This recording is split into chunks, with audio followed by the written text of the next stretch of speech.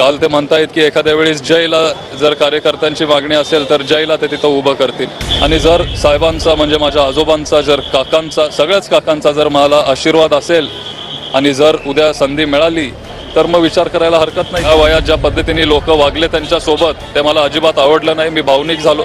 काय होईल ते होईल। पहिलं भाषण आहे उद्धव ठाकरे साहेबांचं झालं आणि सुरुवातीलाच ते तिथं बोलले की असं काही नाहीये आणि त्याच्यामुळे सगळ्यांना एक आनंद झाला, एक समाधान वाटला की जे कोण सगळे ज्येष्ठ नेते आहेत, मित्रपक्ष आहेत, एखाद्या वेळेस ते सगळे ठरवतील।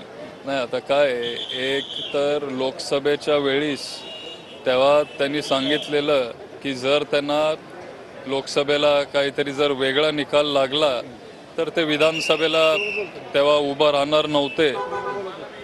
काल ते म्हणतायत की एखाद्या वेळेस जयला जर कार्यकर्त्यांची मागणी असेल तर जयला ते तिथं उभं करतील। पण जर आज बरेच वर्ष झाले मी बारामतीमध्ये काम करतोय, मी तिथं बारामतीमध्ये लक्ष घातलंय, अनेक विषयांवर मी तिथं काम करत आलोय आणि जर साहेबांचा म्हणजे माझ्या आजोबांचा जर काकांचा सगळ्याच काकांचा जर मला आशीर्वाद असेल आणि जर उद्या संधी मिळाली तर मग विचार करायला हरकत नाही। मी बघितलं नाहीये त्याच्यामुळे त्याच्यावर मी आता बोलू शकत नाही। बघितल्यावर ते मी स्टेटमेंट देईन।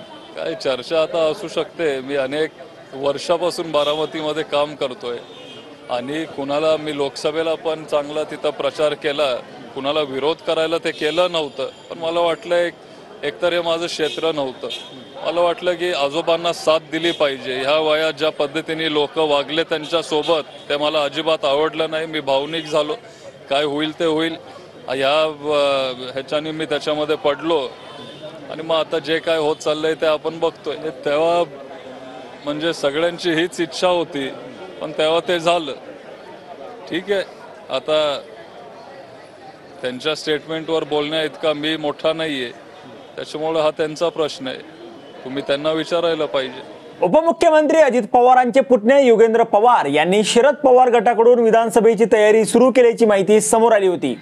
तर दुसरीकडे अजित पवारांनी गुरुवारी आपला मुलगा जय पवार यांच्या उमेदवारीवर भाष्य केलंय। त्यामुळे बारामतीत योगेंद्र पवार विरुद्ध जय पवार असा सामना रंगणार का असा प्रश्न उपस्थित करण्यात येत आहे। लोकसभा निवडणुकीमध्ये बारामतीत सुप्रिया सुळे विरुद्ध सुनेत्र पवार असा सामना होता।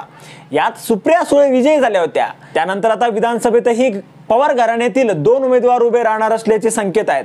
शरद पवार गटाकडून अजित पवारांचे पुतणे योगेंद्र पवार आणि भेटीगाठी सुरू केल्याची माहिती समोर आलेली आहे। तर दुसरीकडे अजित पवारांनी त्यांचे पुत्र जय पवार यांच्या उमेदवारीवर आज भाष्य केलंय। अजित पवार म्हणाले की मी बारामतीतून 7 ते 8 निवडणुका लढवल्या आहेत। मला बारामतीतून लढण्यात आता रस नाहीये। त्यामुळे जनतेचा तसा कल असल्यास जय पवारांच्या उमेदवारीबाबत पार्लमेंटरी बोर्डमध्ये निर्णय होईल। पार्लमेंटरी बोर्ड आणि त्या भागातील कार्यकर्ते जी मागणी करतील तेच होईल असं ते म्हणाले। त्यामुळे आता बारामतीत जय पवार विरुद्ध योगेंद्र पवार असा सामना रंगणार का असा प्रश्न उपस्थित करण्यात येत आहे। आता यावर तुम्हाला काय वाटतं तुमचं मत कमेंट बॉक्समध्ये लिहायला अजिबात विसरू नका। व्हिडिओ आवडला असेल तर जास्तीत जास्त शेअर करा आणि आतापर्यंत मराठी जनता आपण आपल्या या चॅनलला सबस्क्राइब जर केलेलं नसेल तर चॅनलला सबस्क्राइब करा।